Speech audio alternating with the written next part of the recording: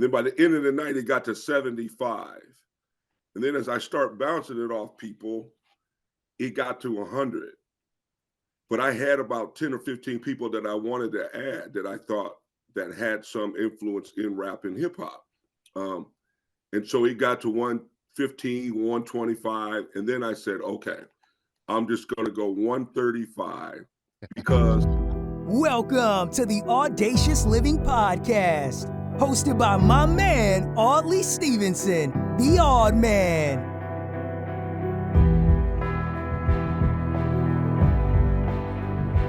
Greetings and salutations, folks. It's Audley Stevenson, and I'm back with another edition of the most audacious podcast the internet has to offer. You've got it locked to the Audacious Living Podcast, and as always, it's an absolute pleasure to be here as we continue our ongoing goal of helping our listeners live their best audacious lives ever. It really is my pleasure to do this, and I want to thank you for taking the time to join me on this journey.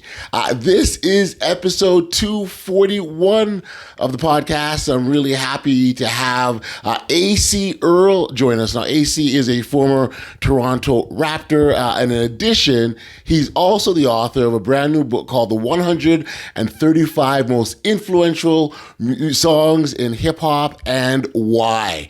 As a guy that grew up loving hip-hop music, it was a big part of my upbringing. This book absolutely fascinated me, and I had to have Acie roll through for a fabulous discussion. It's absolutely a lot of fun. You guys are going to enjoy it. And without any further ado, here's my conversation with Acie Earl. Enjoy.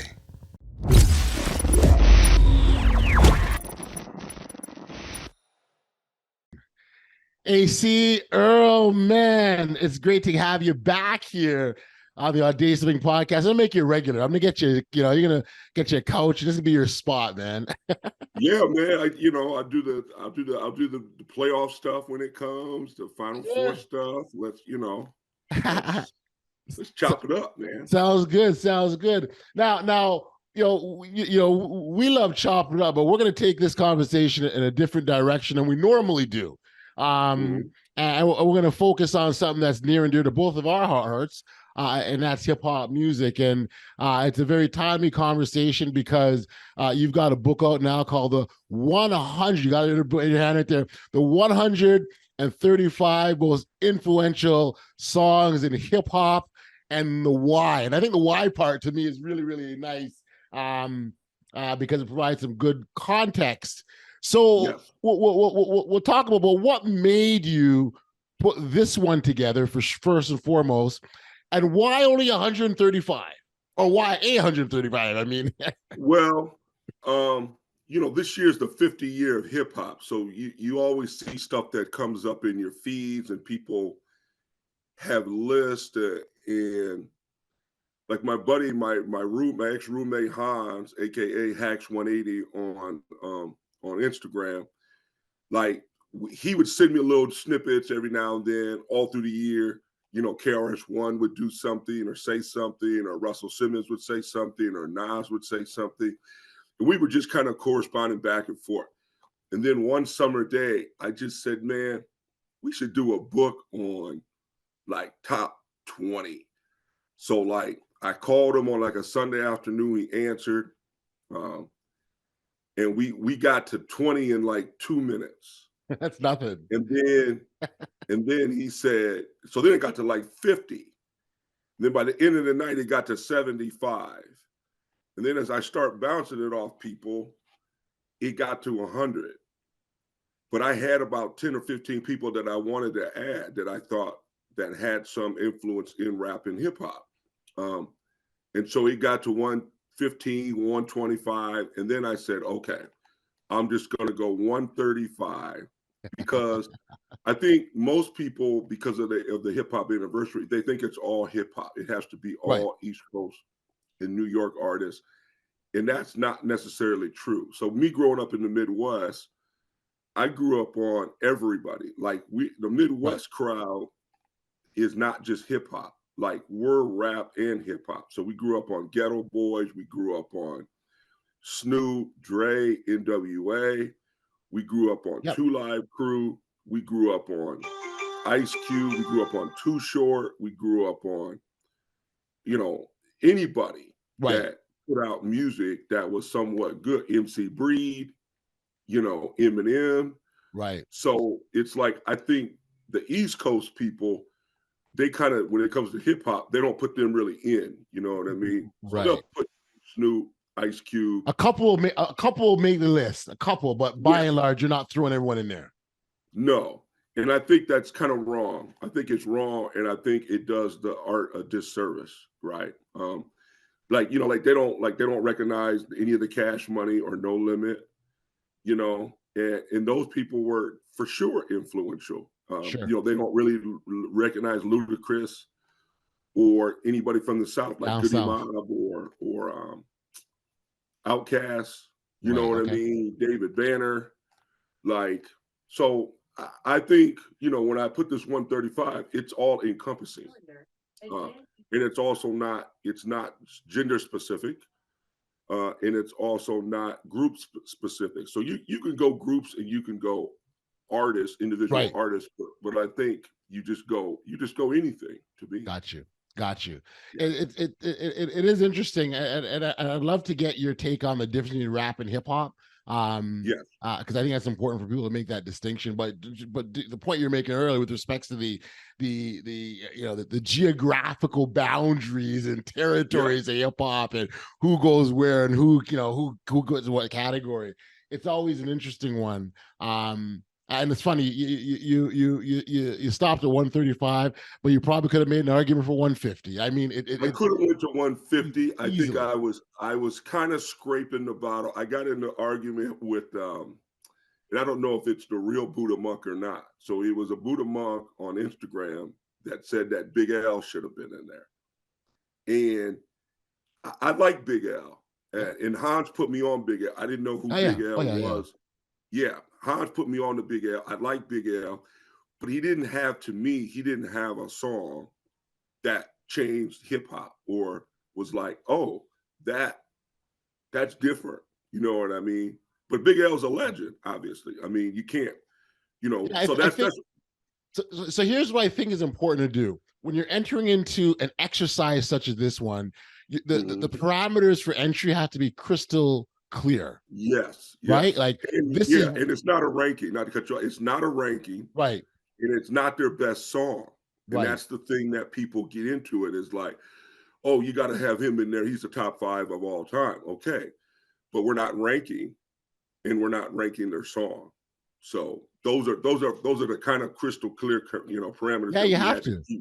Yeah. You know what, Acie, I almost think, especially, and I know this isn't the best of conversation, but I almost think, you know, people always talk about who's on your Mount Rushmore. I almost think you have to look at that like by generation, because as the music evolved, we were going to do it like that. Like we were going to go like 80s, 90s, 2000s. Right. We were going to do that. And then that kind of got to be too hard because some people have crossed over. Like Jay-Z and Nas to me have crossed. I mean, it's timeless, right? Yeah, it's like U2 or the Beatles. It's timeless. They're just, you know, George Michael or somebody. It's timeless. Michael Jackson. Evergreen artists. Those evergreen artists. Yes. Yeah. So the distinction between rap and hip hop, how much that is in your eyes? To me, hip hop is going to be a faster beats per second. You know, it's going to have the faster beat. I think it's also more lyrical, and it's more lyrical. It has samples. It has scratching. For when it was defined, I remember in the 80s or 90s, it was defined that it had to have scratching. Okay. And it had to be made by some type of drum beat apparatus, like an 808 or something like that. And rap necessarily was not. So rap was more sample. So like all the Dre and all that kind of stuff was more sample. The Too Short stuff was sample. E40 stuff. I mean, a lot of that stuff, Ghetto Boys, it was all sample. Yep. And I also believe there at some point people said a hip hop song had to be, I believe, 3 minutes and 11 seconds or 3 minutes and 30 seconds. And it had to have the 3 choruses. And so a lot of the rap stuff did not. And so there is that finite, and I don't necessarily believe that that's necessarily true or defines it by that. Well, that's why I But I chuckle, do because I've think, heard that. yeah, I do think the hip hop, you have to have some kind of beats, and some kind of scratching, and it's a faster and more lyrical style of music. And so, for instance, I didn't get like half the hip hop people in New York. Hans put me on to it. Like I had no idea who, like he put me on to the whole boot camp clique. Really? Okay. Oh wow. Oh yeah, like Buckshot Shorty. Yeah. He put all that. He Black put me Moon. on to. He put me on to Atmosphere, Company Flow. He put me on to like all those people, like the Severe Underground. I was more whatever was popular. Yes. And I was not like it had to be necessarily good. Like I love Two Live Crew. Sure. Like Hans could not stand Two Live Crew. Like I love the Ghetto Boys. Hans could not stand the Ghetto Boys. Like I love Dre and Snoop and Dog Pound. Like Hans could like Dre or Snoop, but like Dog Pound or Lady Rage, or he was like, interesting. That's funny. That's so funny. Yeah. I just find that when I look back at the evolution of hip hop, and particularly in the 90s as an example, you clearly had, you had your conscious rap, you had your party rap, you had your gangster rap, you had your political rap, you had your rap. Like, I mean, you had all these different genres. And the thing I always appreciated, you'd have a show and you had everyone there. It wasn't about this is a type of concerts. Like everyone would be on one card together. What it'd be is like, I love the old pictures that surfaced. Like you see Tupac is with like NWA or somebody, right? And you see like Rakim is with like the Fresh Prince, Digital Underground, right? And you're like Tribe Called Quest is with Public Enemy, and like they got to, like, and you're like, wow, like today, you wouldn't necessarily have that. It's very different. It is very. You know what I mean? I don't think Jay-Z would take a picture with like NBA YoungBoy or somebody like that. Right. You know what I mean? He'd be like, all right, man, like, hey. I get what you're saying. No, I hear what you're saying. I hear what you're saying. So let's jump in the book, and I guess before we get like to some obvious ones, and we'll talk about those. Is there an artist and their song, because you identify the song too? Is an artist or a song that maybe would catch people off guard, surprised?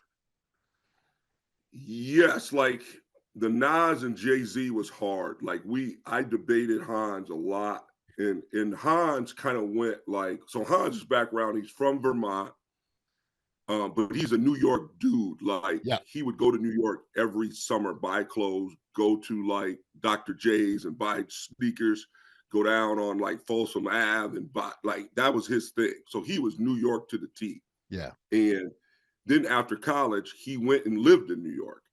So like when he went underground with rap and all that, he didn't listen to no Nas, no Jay-Z, like anything like that. So I was overseas kind of at the time too. I left the NBA in 98. So like from 98, 99 to 2004, I was overseas back and forth. So I would get music, but I really did, you'd only get the hits.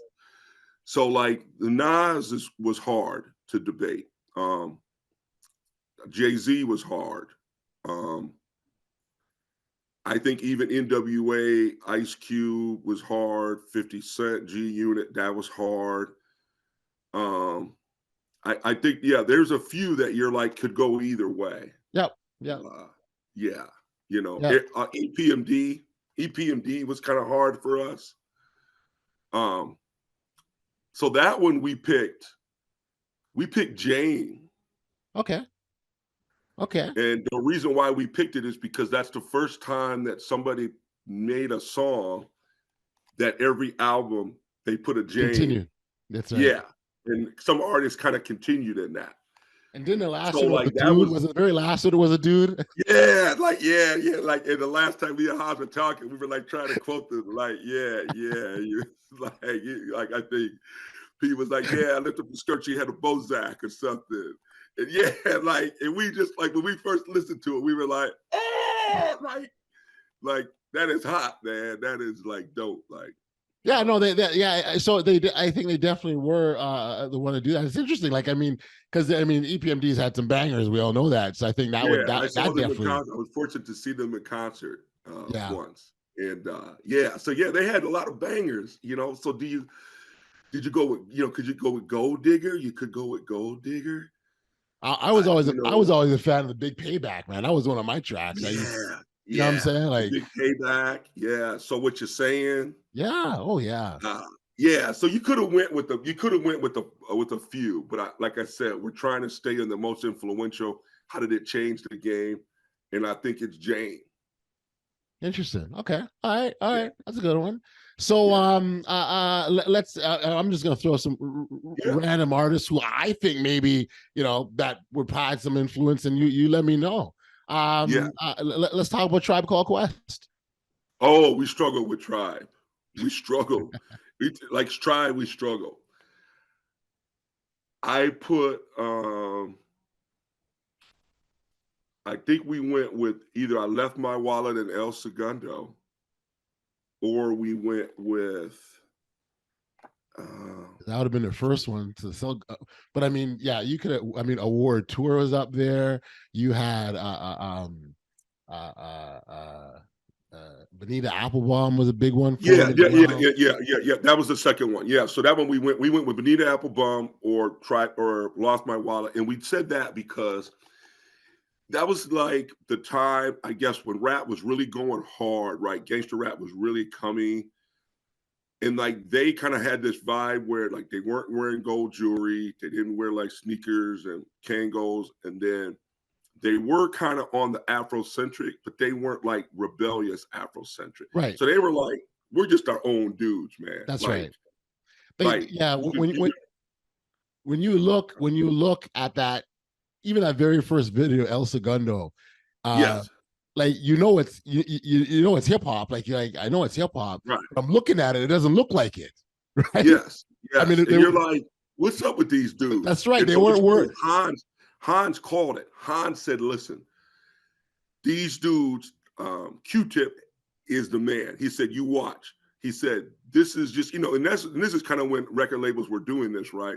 You had to come out with a commercial song to make their money and reel you in. Right. And then the whole album was like a banger, right? Yeah. But the video that they put out or the single was like, Yeah. you know, whatever. So that's what he said. Hans said, listen, don't get caught up in this one. He said, when this album comes, that's going to change the game. And he was right on that one. Like Hans called that one, like watch these cats. He said, this Q-Tip cat is on. Yep. And I didn't see it until like they came out with the later stuff. Yeah, no, for sure. Tribe was something else. Yeah. You know, very recently, you know, Busta Rhymes was voted, you know, Hip Hop Hall of Fame. He's got a catalog that's ridiculous. I know. I didn't put Busta in individual. I put Leaders of the New School. Okay. And I put that scenario, and I put that in as that one was that was Busta Rhymes' coming out party. And that was one of the times when you could put. I think scenario was they had all the rap. They had the whole like, Leaders of the School and the Tribe. Yeah, but it was like what was their movement called? Oh, De La was in that too. The whole something souls or rhythm. Something nation or rhythm nation. It's gonna come. Oh, it's gonna bug me now. So I think all of them was on that song at the same time. I believe. No, they got no. I mean, De La Soul was in that mix, right? De La Soul was part of that. Yes. Moni Love was in that mix as well, right? Yes. Actually, Hans gave me the whole because I didn't know Moni Love was in there. Yeah, Moni Love. The Queen Latifah was part of that as well too. Yes. So there was few of them, but I think scenario for me when I think about scenario that in that era, like, so you think of posse jams, right? Where Yes. everyone jumps in that, like that had to be one of the greatest, First. Yeah, right? that'd be one of the first and the best. Yes. Yeah, like Yes, it for just, sure. and because everyone just flowed, and you've had a lot Yes. of good ones too. I'm not discounting anyone else, but I mean, when Well, that I one mean, and hit, that would have been early. I mean, that was the scenario would have been 90, yeah, right? 90 or 91. So I'm, yeah, I'm looking back, I'm thinking back in my catalog, the only posse cuts at the time maybe would have been EPMD with their group, um, with all Redman and all them. yeah. But I But then don't think that I think I'll Scenario be was before them though. I think Scenario was you- before those guys. you're probably right. Yeah. Yeah, Scenario. No, So I think Scenario was on the cusp of like, and yes, again, you think of that song, and everyone was waiting for Busta Rhymes. You listen to yes, that today, Busta's the yes, one that you're waiting for. Everyone else yes, is getting you nice, you're yes, feeling good, and then the yes, Dungeon Dragon is unleashed. And I right, think when you talk about yeah, his coming out party, I think that's a good one. And then you look at what he yeah, did and afterwards. after that, he was done. After that, he went. Yeah, I mean, yeah, it was evident. Everybody knew too. Everybody was like, "Yeah, that's the that's a dude." guy. That's a Like, guy. So, like the rest of the dudes could go to the side. yeah, I hear you. Yeah, An artist that is again, we talk about these timeless artists, that's certainly one of the most influential, I think, in the music generally, is a guy like Tupac. yes. So I put him in on Dear Mama. Okay, And the reason why we did that is, and you could have went Brenda's Got a Baby, absolutely, and absolutely. we struggle with that. But Brenda's Got a Baby was like only the real rap fans knew that at the time. And I remember I had the album. I think Hans bought the album. He didn't like it. He gave it to me, and I was okay with it. There were some songs, and then the Brenda's Got a Baby was good. I was like, Yep. yeah. And then I was like, okay, like what is this Tupac dude? Like, what is he trying to do? Like one day he's like this, one day he's like that. And then when he put Dear Mama in, it was like, okay, like I feel you now. Like I feel you. Like, and even to this day, when I hear Dear Mama, I get tears on Dear Mama to this day. Yeah, Like, that's the song. he, So he- like to yeah, me, yeah, like you could go All Eyes on Me. I mean, you could go a lot of things, but the Dear Mama is like propelled him to everybody knew who he yep. was and everybody felt him. Everybody like there was Yeah. no like, okay, what is this dude doing? Like, no, now we know you, Tupac. We know who you are now. I was a big fan of I Get Around. I mean, that's another Yeah, one. well, that one you can't Party put. Jam. Yeah, but that one was not. But that one was Digital Underground. Yeah. I mean, they were. I think that was Yeah, his I mean, song, he was though. the feature. He was the feature, but that Okay, was Digital Underground. okay, Yeah, okay, okay, yeah, okay, okay, yeah. okay. And that's another one that we struggled with. Absolutely. Do you go with Humpty Dance or do you go with I Get Around? Yeah. I mean, if you look at Digital Underground, I mean, I think Do What You Like was that first song they came out with that really had your head going, oh wow. Again, you talked about how Tribe made you do a double take. Yeah. They were very, I mean, you got this guy with his plastic nose looking like a clown, like what? Like, Yeah. but it's hip And hop. they were from Oakland. That's right. And so like that whole Too Short and E40 and Ant Banks and all that was coming. And then they come out like, hey, man, we're not going to curse. We're just going to jump around and act silly. And then we got the African patches on. And like, you're like, they can't be from Oakland. So an artist that potentially, I would think potentially could be, in your list twice is a guy like Ice Cube. He was a part of NWA and then went solo. Is he, Yes. where does he rank in all this? Yes. So we got him in, we put him in the NWA. Okay. On F Compton. That's what we put him in. I struggled to put him on twice, but then you're like, if you're gonna put him on twice, you got to put a lot of guys on twice. Okay. But I do have one artist that is on twice, like Black and White, and that's Will Smith. So I got him on DJ Jazzy Jeff and Fresh Prince. I got them on Girls Ain't Nothing But Trouble. Okay. And that's the first time that somebody sampled a TV. I Dream a Genie. I Dream a Genie. That's right. First time somebody sampled a TV and got away with it. And the second one is he also had the female on there. Trouble T was actually rapping on there with him. So that's the first rap or hip hop track that had the girl rapping with him. Gotcha. Okay. Yeah. And then I put Will Smith on. I think I got either Welcome to Miami or okay. Or 1999, I believe.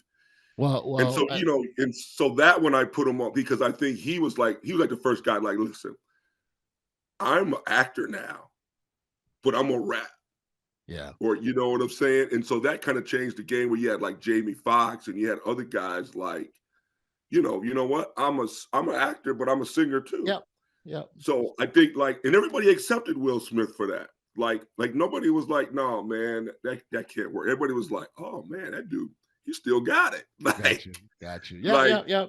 It's funny. You'll see him now every so often. You'll put something out just to remind you that you know who he is, and I like that he does that. I still like that he does that. I like that he does that. A guy that gets a lot of respect is LL Cool J. Again, he came out and told everyone he was bad early on in his career, and I think he's so with LL, I mean, you could go a variety of ways. I think we went with I'm Bad, and we went with that because it was braggadocio, and he went at Kool Moe Dee. Like it was like, this is who I'm going at. I'm going at you. Yeah. And that was like the first time where somebody went at somebody, like almost by name, right? And then that kind of started the braggadocio. I call it the braggadocio. Well, it's fun. It's funny because that's always been an element of hip hop, but it was like, I mean, he started off, not personal, but not personal to you. Right. But always like, it was like, I'm talking to you. It's like the time, like, remember when Rakim says, and I'm talking about them 7 MCs? Yes. Everybody thought about the 7 MCs. So did you get who the 7 MCs were? I don't know if I did. No. What do you think? They say it was Run DMC, Houdini, and Beastie Boys. Okay. So everybody was like looking back and trying to, like, you know what I'm saying? So back then, people were going at each other, but nobody really said, oh, I'm going at you. Right. You know what I'm saying? Like, you're the one wearing that troop suit and those. Whatever you wear, Kool Moe Dee, you know what I mean? So it was like, hey, I'm going at you. Well, remember, a lot of times it was like they just talked about sucker MCs. So if you fit in that category, that's who they were talking about. But no one in hip hop put their hand up and said, hey, I'm a sucker MC, right? Right. And so that's one of the reasons why I put in one DJ. I put in Marley Marl. Oh, okay. For writing the symphony, for doing the symphony, because that was the answer to KRS's one. The Bridge Is Over. Well, I was KRS. I was going to ask you about the bridge. I was going to ask about KRS One and wondered if the bridge is over. Yes. So that's what I put. So you could have went with. I love KRS One. I could have went with 10 songs on KRS One easily. But I put the Bridge Is Over because that started that Queens Bronx. And if you don't have that, here's who you don't have. You have no Big Daddy Kane, no Biz Markie, no Roxanne Shante, no Craig G, no Marley Marl, no Master Ace. Master Ace. Yeah, you don't have any of that. And imagine where rap and hip hop would have went if we didn't have that. Yeah.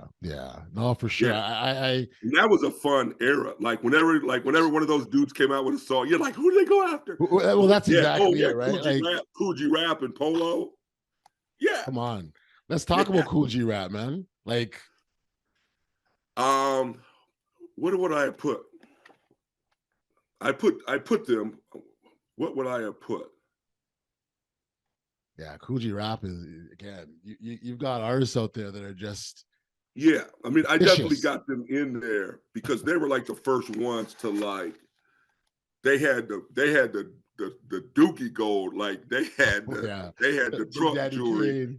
and then they always had like the polo or the Gucci outfits, like where you were like, who makes that? Like we were going into Yonkers and JCPenney, like, can we get a Gucci sweatsuit? And people were like, What is that?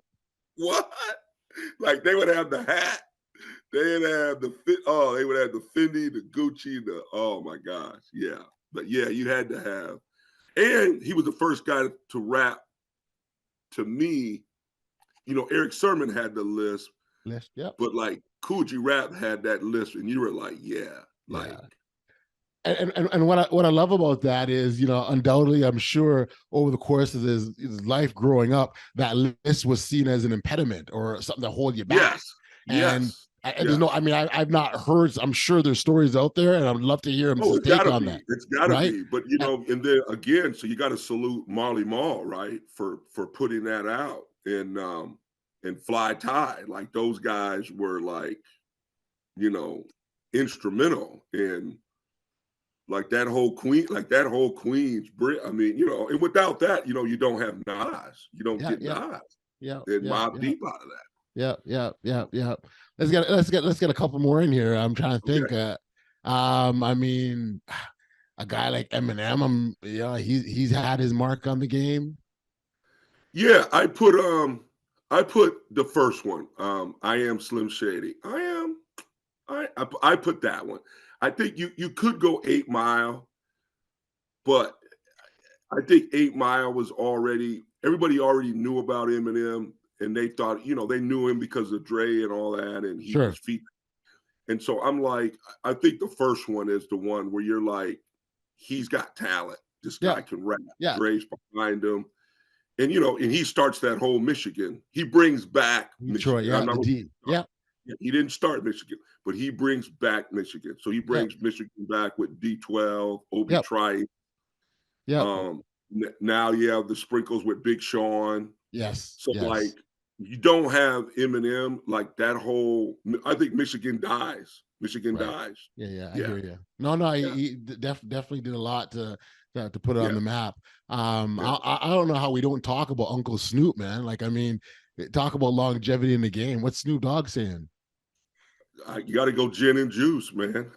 You had everybody drinking that gin and juice. You had everybody drinking the what was it, 40 ounce? He was drinking St. Ives.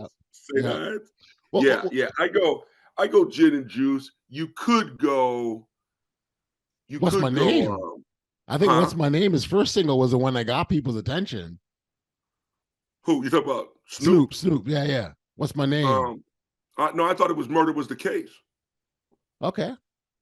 Was it Murder Was the Case with on the deep? No, cover? So he was featured on Murder the Case. But I mean, his own song was "What's My Name." Oh, okay, yeah. It was that was off the deep off the deep cover, right? That's the deep cover soundtrack. Yeah, and he had the hook, and you're like, okay, who's this little skinny kid, right? Yeah, you're right. Yeah.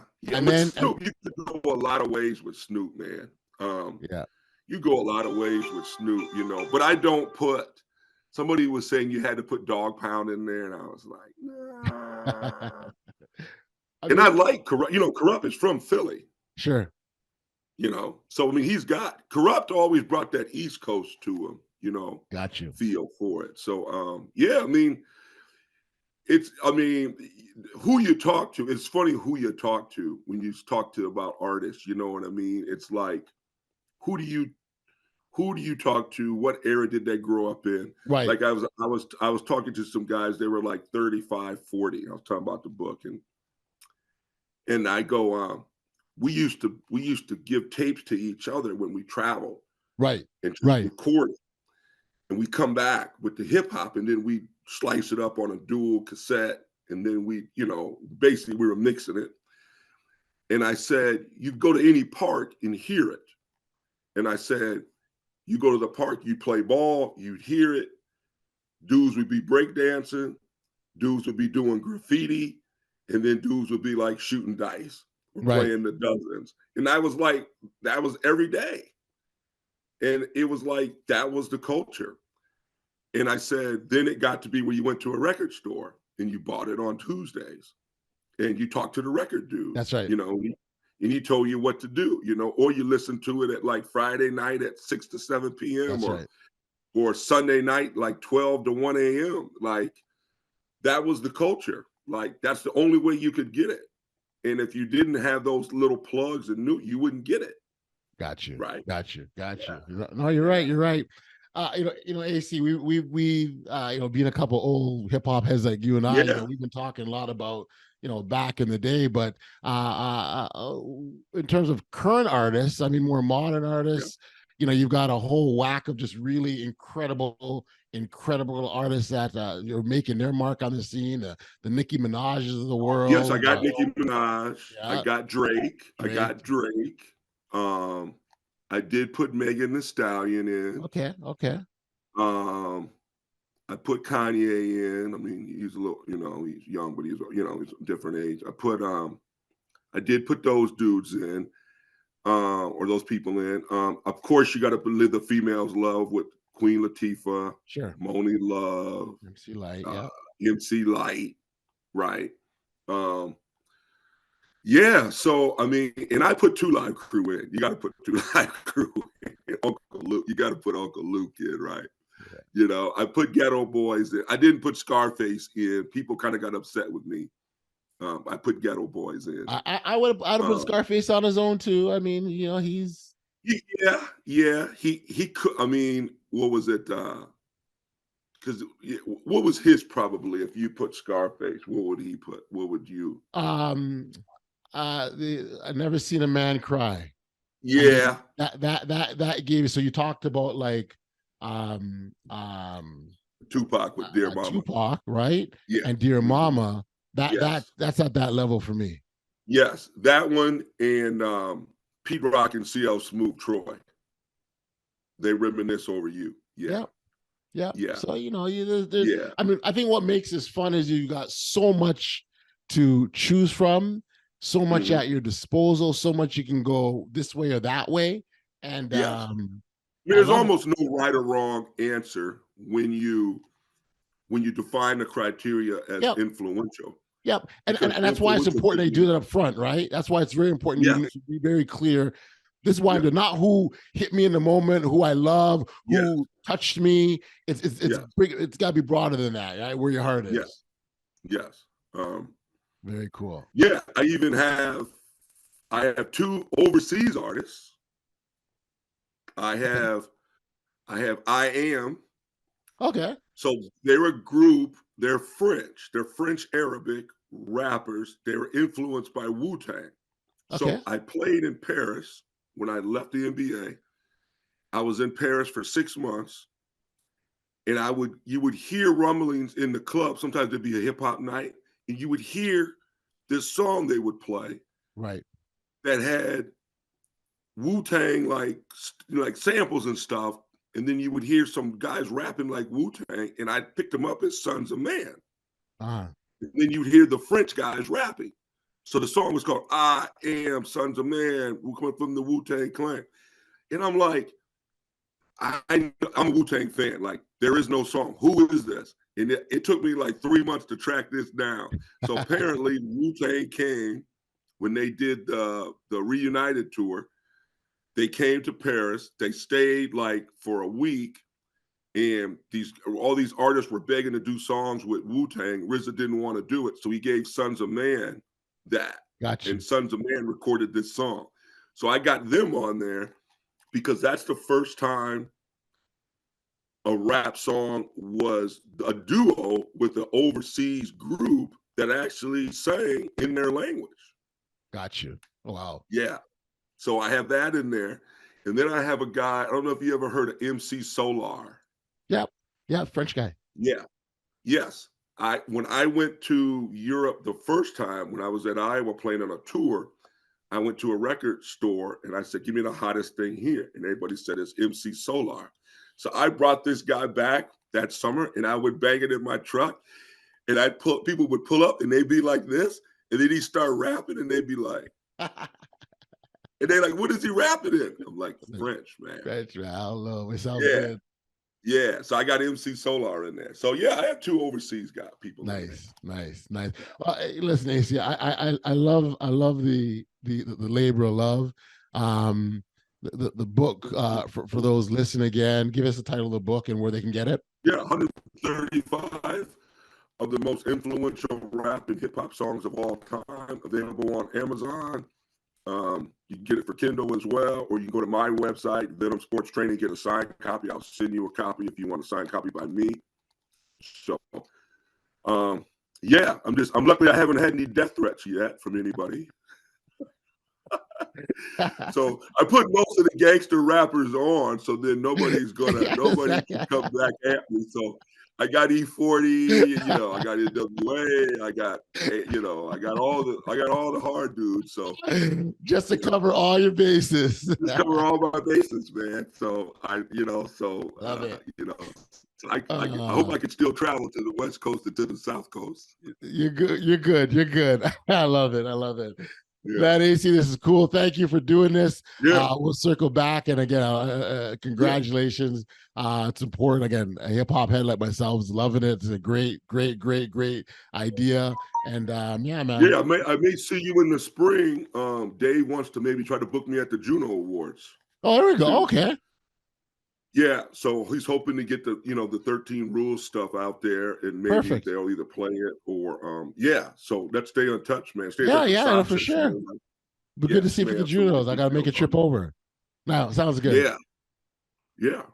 All right, Acie, be well, my friend. Yeah. Yes, sir.